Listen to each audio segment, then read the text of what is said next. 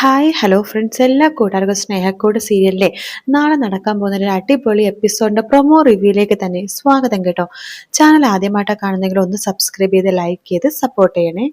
അങ്ങനെ കുറുപ്പാണെങ്കിൽ പറയുന്നുണ്ട്, പല്ലവി സേതുവിനെ സപ്പോർട്ട് ചെയ്ത് ഈ വീട്ടിൽ തന്നെ നിൽക്കണം. പൊന്നുമടത്തിൽ നിന്ന് പല്ലവി സേതുവും ഇറങ്ങാൻ പാടില്ല.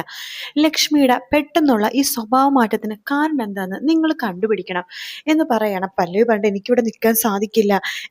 ഞാൻ അമ്മേനെ പോലെ കരുതിയതും എൻ്റെ കൂടപ്പിറപ്പുകളെ പോലെ കരുതിയവരാണ് പുറത്ത് നിൽക്കുന്നത്. അവരിങ്ങനെ വഴിയാധാരാക്കിയിട്ട് എനിക്ക് മാത്രം ഇവിടെ നിൽക്കാൻ സാധിക്കില്ല എന്നൊക്കെ പല്ലവി പറയുമ്പോഴേക്കും കുറുപ്പ് പറയുന്നുണ്ട്, മോളെ പല്ലവി, ഞാൻ പറയണത് നീ ഒന്ന് അനുസരിക്കുക. ആദ്യം ലക്ഷ്മി നിങ്ങളുടെ അടുത്ത് ഇങ്ങനത്തെ രീതിയിലല്ലല്ലോ പെരുമാറുന്നത്. എല്ലാവരോടും സ്നേഹത്തോടെ ബഹുമാനത്തോടെ മാത്രമല്ലേ ലക്ഷ്മി പെരുമാറിയിട്ടുള്ളൂ. പെട്ടെന്ന് ലക്ഷ്മിയുടെ സ്വഭാവം മാറുന്നതിന് കാരണം എന്തോ ഒരു സംഭവം ഉണ്ട്. അത് പല്ലവി നിന്നെ കൊണ്ടേ തെളിയിക്കാൻ പറ്റുള്ളൂ. ലക്ഷ്മിനെ മര്യാദ പഠിപ്പിക്കണമെങ്കിൽ പല്ലവി നീ ഇവിടെ വേണം എന്നൊക്കെ പറഞ്ഞിട്ട് നമ്മുടെ പല്ലവിനെ നിർബന്ധപൂർവ്വം അവിടെ തന്നെ നിർത്താട്ടോ നമ്മുടെ കുറിപ്പ്. അതായത് അവിടെ തന്നെ നിന്നോ, സേതുവിന്റെ കൂടെ തന്നെ അവിടെ തന്നെ നിൽക്കണം എന്ന് പറഞ്ഞിട്ട് പല്ലവിനെ അവിടെ പിടിച്ചു നിർത്താണ്. ശേഷം സേതുവിനോട് പറയുന്നുണ്ട്, മുമ്പ് ലക്ഷ്മി നിന്ന വീട്ടില് പൂർണിമേനെ മക്കളെ അവിടെ തൽക്കാലം അവിടെ നിർത്താൻ വേണ്ടി പറയുമ്പോഴേക്കും അതിലും ഇടങ്ങേറിടാണ് ഇന്ദ്രനൊക്കെ. നാണമുണ്ടോ പൂർണിമാമ ആ വീട്ടിൽ പോയി നിൽക്കാനായിട്ട്? അവിടെ പോയി നിന്ന് അതിനേക്കാളും നാണക്കേട് വേറില്ല. ഇവര് മഹാലക്ഷ്മി അറിഞ്ഞു കഴിഞ്ഞാൽ ഇനി അതിനും പൂർണിമാമനെ കുറ്റപ്പെടുത്തും. നാണമില്ല അവിടെ പോയി നിൽക്കാനായിട്ടെന്ന് പറയുമ്പോൾ സേതു പണ്ടതേ ഞാൻ വാങ്ങിച്ച വീടാണ്, എൻ്റെ വീടാണ്, അവിടെ നിൽക്കാനായിട്ട് ആരുടെ അനുവാദത്തിന്റെ ആവശ്യമൊന്നുമില്ല എന്നൊക്കെ പറഞ്ഞിട്ട് വാ പൂർണിമാമ വാ എന്ത് പറഞ്ഞ അനിയത്തിമാരെയൊക്കെ കൂട്ടിക്കൊണ്ട് നമ്മുടെ സേതു ആണെങ്കിൽ ആ വീട്ടിലേക്ക് സേതു നിന്നിരുന്ന ആ വീട്ടിലേക്ക് കൊണ്ടുപോകാട്ടോ. അപ്പൊ ഇന്ദ്രനെ മനസ്സിൽ വിചാരിക്കണം, പോട്ടെ പോട്ടെ പോട്ടെ, അവിടെ പോകുമ്പോ കിട്ടിക്കോളും എന്നൊക്കെ പറഞ്ഞിട്ട് ഇങ്ങനെ കളിയാക്കുന്നുണ്ട്. അപ്പോൾ ഇന്ദ്രൻ വരുന്നില്ലെങ്കിൽ കുഴപ്പമില്ല, ഞാൻ എൻ്റെ അനിയത്തിമാരെയും അമ്മനെ അവിടെ ആക്കിയിട്ട് വന്നോളാം എന്ന് സേതു പറഞ്ഞു. ഞാൻ വരാം, എനിക്കെന്താ പ്രശ്നം, ഞാൻ വന്നോളാം എന്നൊക്കെ പറഞ്ഞിട്ട് ഇന്ദ്രനെ അവരുടെ കൂടെ അങ്ങോട്ട് കൂടി പോകുക കേട്ടോ. അങ്ങനെ ആ വീട്ടിലേക്ക് എത്തുമ്പോഴേക്കും ശത്രു മുമ്പിൽ തന്നെ ഉണ്ട്. ആ വീട്ടിൽ ലൈറ്റ് വന്നിട്ടില്ല കേട്ടോ. അപ്പൊ ശത്രുവിനെ കാണുമ്പോഴത്തേക്ക് സേതു വണ്ടിയിൽ നിന്ന് ഇറങ്ങുന്നുണ്ട്. എന്നിട്ട് സേതു ചോദിക്കണ്ട, എന്താ ശത്രു? അയ്യോ സേതു, ഒരു പ്രശ്നം ഉണ്ടെന്ന് പറയാണ്. എന്താ പ്രശ്നം ചോദിക്കുമ്പോഴേക്കും എന്താ ഇവിടെ ലൈറ്റ് ഒന്നും ഇല്ലാത്തതെന്ന് ചോദിക്കുമ്പോൾ അത് ലൈറ്റും കരണ്ടും വെള്ളവും ഒന്നും തന്നെ ഇവിടെ ഇല്ല. അതെന്താ? എനിക്കറിയില്ല സേതു, ഇവിടെ എല്ലാം കട്ടയിപ്പിച്ചോന്നാ? അതെ, ആരാണെന്ന് എനിക്കറിയില്ല എന്ന് പറയുമ്പോഴേക്കും സേതുവിന്റെ കാര്യം മനസ്സിലായി. ലക്ഷ്മി അതായത് ഇലക്ട്രിക്കാരെയും അതുപോലെ തന്നെ വാട്ടറുകാരെ ഒക്കെ വിളിച്ചു പറഞ്ഞിരിക്കുക കേട്ടോ, അവിടെ ഒന്നും വേണ്ട, കുറച്ച് നാളത്തേക്ക് ഞങ്ങൾ അവിടെ ഉണ്ടാവില്ല. അപ്പൊ കരണ്ടും കാര്യങ്ങളൊക്കെ കട്ട് ചെയ്തു, അവിടെ ഒരു സംഭവം ആവശ്യമില്ലെന്നൊക്കെ പറഞ്ഞിട്ട് നമ്മുടെ പൂർണിമനെ മക്കളെ അവിടെ നിർത്താൻ പറ്റാത്ത അവസ്ഥയിലേക്ക് ലക്ഷ്മി തള്ളി വിടുക കേട്ടോ. സേതുവിനാണെങ്കിൽ എന്ത് ചെയ്യണമെന്ന് അറിയില്ല. ആകെ ഉണ്ടായിരുന്ന ഒരു പ്രതീക്ഷയായിരുന്നു ആ വീട്ടിലെ പൂർണിമേനെയും മക്കളെയും കൊണ്ടേ നിർത്താന്ന് സേതു അതിയായി ആഗ്രഹിച്ചു പോയി. അവിടെയെങ്കിലും അവിടെ കുറച്ച് സൗകര്യക്കുറവാണെങ്കിലും കുറച്ച് ദിവസത്തേക്ക് തന്റെ അമ്മയും അനിയത്തിമാരും അവിടെ നിന്നോട്ടെ എന്ന് സേതു കരുതി. പക്ഷെ അതും ഇല്ലാത്ത അവസ്ഥ. സേതുവിനാണെങ്കിൽ ദേഷ്യം വരുവാട്ടോ. സേതു അപ്പൊ തന്നെ നമ്മുടെ പല്ലവിനെ ഫോൺ വിളിക്കുന്നുണ്ട്. ഹലോ പല്ലവി, സേതുവേട്ടാ വീട്ടിലെത്തിയായിരുന്നോ? അമ്മയും അതുപോലെ തന്നെ അച്ചും ഋതുവും കുഴപ്പമൊന്നുമില്ലല്ലോ ആ വീട്ടില്? എടോ വേറൊരു പ്രശ്നമുണ്ട്. എന്തു പറ്റി? ഈ വീട്ടില് അമ്മ പണി തന്നിരിക്കാടോ. അമ്മക്ക് മനസ്സിലായെന്ന് തോന്നുന്നു. ഞാൻ അവരെയും കൂട്ടിക്കൊണ്ട് ഈ വീട്ടിലേക്ക് വരുമെന്ന്. ഈ വീട്ടിൽ നിൽക്കാൻ പറ്റാത്ത അവസ്ഥയാക്കിക്കൊണ്ടിരിക്കുക അമ്മ. എന്തു പറ്റി സേതുവേട്ടാ, എന്താ പ്രശ്നം എന്ന് ചോദിക്കുമ്പോൾ ഇവിടെ കരണ്ടും ഇല്ല വെള്ളവും ഇല്ല ഒന്നുമില്ല. അമ്മ ഇത് അറിഞ്ഞുകൊണ്ട് തന്നെയാ എല്ലാം കളികൾ കളിക്കണത്. എല്ലാം മുൻകൂട്ടി ചെയ്തു വെച്ചിട്ടാണ് അമ്മ ഇന്ന് പൊന്നുമടത്തിലേക്ക് കയറി വന്നത്. എന്നാലും വല്ലാത്തൊരു കഷ്ടം തന്നെയാണല്ലോ. അമ്മ ഇതുപോലെയൊന്നും ചെയ്യുമെന്ന് ഞാൻ വിചാരിച്ചില്ല. ഇനിയിപ്പോ എന്താണോ ചെയ്യുക?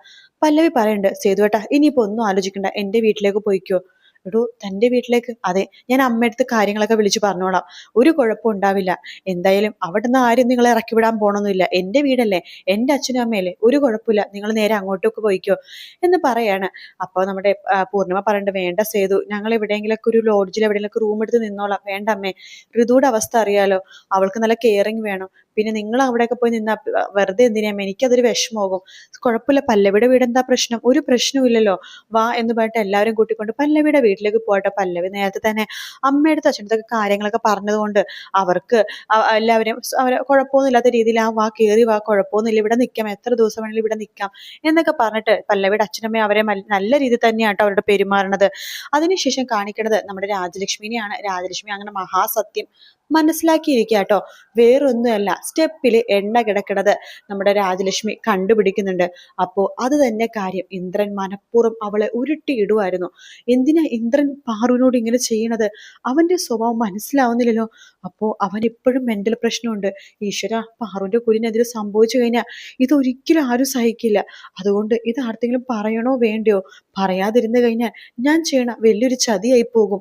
പക്ഷെ പറഞ്ഞു കഴിഞ്ഞാൽ പിന്നെ വിശ്വൻ ഇന്ദ്രനെ വെച്ചേക്കില്ല. എന്തായാലും ഒരു കാര്യം ചെയ്യാം, നാളെ ഡോക്ടർ പാറുവിനെയും കൂട്ടിക്കൊണ്ട് ഹോസ്പിറ്റലിൽ വരണമെന്നല്ലേ പറഞ്ഞേക്കണത്. നാളെ ഒന്ന് ഹോസ്പിറ്റലിൽ പോകാം.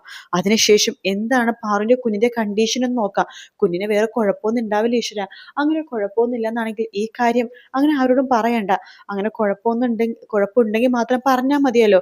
എന്തായാലും ഇന്ദ്രൻ അവനെ ഞാൻ വെച്ചിട്ടില്ല, അവനും കൂടെ വരട്ടെ, അവനെ ഞാൻ വെച്ചിട്ടുണ്ട്. അവൻ എന്ത് പണി കാണിച്ചിട്ടാ പോയത്? അപ്പൊ അവൻ മനഃപൂർവ്വം തന്നെയാ ചായ ചോദിച്ചത്, പാറുവിനെ തള്ളിയിടാൻ വേണ്ടി തന്നെ. ഈശ്വര, എന്റെ മോൾക്കും കുഞ്ഞിനും ഒരു ആപത്തും വരത്തല്ലേ എന്നൊക്കെ പറഞ്ഞിട്ട് രാജലക്ഷ്മിനെ പ്രാർത്ഥിച്ചുകൊണ്ടിരിക്കുക കേട്ടോ. അപ്പൊ വിശ്വൻ ഇങ്ങനെ ചോദിക്കണ്ട, അമ്മേ അമ്മക്ക് എന്ത് പറ്റിയമ്മേ? ആകെ ഒരു ടെൻഷൻ പോലെ, ആകെ ഒരു വെപ്രാളം പോലെ. അമ്മേ സത്യം പറയാമേ, ഡോക്ടർ വന്ന് പാറുവിനെ പരിശോധിച്ചിട്ട് എന്തെങ്കിലും അരുതാത്തത് എന്തെങ്കിലും പറഞ്ഞോ? എടാ നീ എന്തിനാണ് ഇങ്ങനെയൊക്കെ വിചാരിക്കണത്? അങ്ങനെയൊന്നും പറഞ്ഞില്ല. എടാ, ഗർഭിണി ആവണ സമയത്ത് പെണ്ണുങ്ങൾ ഇതുപോലെ ചെറുതായിട്ടൊക്കെ വീഴുകയൊക്കെ ചെയ്യും ചില പെണ്ണുങ്ങള്. പക്ഷെ അത് അവരുടെ എല്ലാം കുഞ്ഞിനെന്തെങ്കിലും സംഭവിക്കോ? എടാ ഒന്നുമില്ലടാ, അത് നമ്മൾ ഓവറായിട്ട് കെയർ ചെയ്യുന്നതുകൊണ്ടുള്ള പ്രശ്നമാണ്. അയ്യോ വയറ്റിൽ കുഞ്ഞുണ്ടല്ലോ കുഞ്ഞെന്തെങ്കിലും സംഭവിക്കോ? അങ്ങനെ പേടിച്ചിട്ടാണ് നമ്മളിങ്ങനെ വീണ് പോണത്. നോർമലായിട്ടാണെങ്കിൽ ഒരു കുഴപ്പം ഉണ്ടാവില്ല, കുഞ്ഞിനൊന്നും സംഭവിക്കില്ലടാ. അങ്ങനെയെങ്കിൽ ഡോക്ടർ അപ്പൊ തന്നെ പറഞ്ഞാനേലോ. എന്തായാലും നാളെ സ്കാനിങ് പറഞ്ഞിരിക്കുന്നതല്ലേ, നാളെ ഒന്ന് പോയി നോക്കട്ടെ. നീ ടെൻഷൻ അടിക്കണ പോലെ ഒന്നും സംഭവിക്കില്ല, ഞാനല്ലേ മോനെ പറയണത്. നോക്ക്, ആദ്യം ഈ വീട്ടിൽ ഋതുവിടെ കുഞ്ഞുണ്ടാവും, അതിനുശേഷം എന്തേ പാറുവും പ്രസവിക്കും. രണ്ട് പേരക്കുട്ടികളും ഈ വീട്ടിൽ വളരും. നല്ല രീതിയിൽ തന്നെ അവർ ജനിച്ചു വളരൂടാ, ഒരു കുഴപ്പമുണ്ടാവില്ല, ഞാനല്ലേ പറയണത്. ഞാൻ അമ്പലത്തിലൊക്കെ നേർച്ച നേർന്നിട്ടുണ്ടെന്ന് രാജലക്ഷ്മി പറയാണ്. അപ്പൊ വിശ്വനും അത് വിശ്വസിക്കുക കേട്ടോ. പക്ഷെ രാജലക്ഷ്മിയുടെ മനസ്സിലാകെ പേടിയാട്ടോ. ഈശ്വര, എന്നാലും ഇന്ദ്രൻ എന്തൊരു പണിയാ ചെയ്തത്. പാറുവിന്റെ അവസ്ഥ കാണുമ്പോൾ സഹിക്കാൻ പറ്റുന്നില്ല. ഡോക്ടർ എന്തൊക്കെയോ മറയ്ക്കുന്നുണ്ട്. അതുകൊണ്ട് തന്നെയാണ് നാളെ സ്കാൻ ചെയ്യണമെന്ന് പറഞ്ഞത്. ഈശ്വര, കൈവിടല്ലേ. പാറു ഒരു പാവം പെൺകുട്ടിയാണ്, അവളൊന്നും ഒരു ആപത്തും വരുത്തല്ല, അവളെ കുഞ്ഞിനൊരു ആപത്ത് വരുത്തല്ലേ ഈശ്വര എന്നൊക്കെ പ്രാർത്ഥിച്ചുകൊണ്ടിരിക്കുകയാണ് രാജലക്ഷ്മി കേട്ടോ. അതേസമയം ലക്ഷ്മി ആണെങ്കിൽ പല്ലവി എടുത്ത് സംസാരിക്കാൻ വരുമ്പോഴൊക്കെ പല്ലവി ദേഷ്യത്തിലാണ് ലക്ഷ്മി എടുത്ത് പെരുമാറുന്നത്.